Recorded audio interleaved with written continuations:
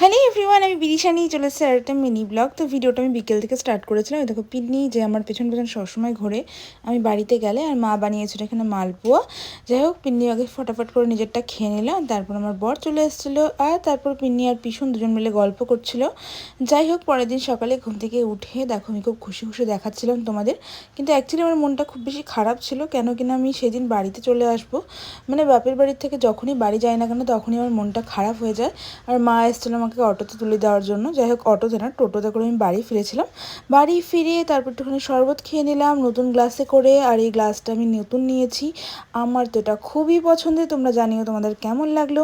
আর সেদিন ছিল মামুনির বার্থডে, তো আমি একটা ছোট্ট গিফট এনেছিলাম, ভাবলাম সেটা দিয়ে দিই। আর আমার না সত্যি কথা বলতে খুব ভালো লাগে। অ্যাকচুয়ালি আমি ছোটোর থেকে বার্থডেতে টুকটাক করে অনেক গিফট পেয়ে বড় হয়েছি, তাই আমার কাউকে কিছু দিতে খুব বেশি ভালো লাগে।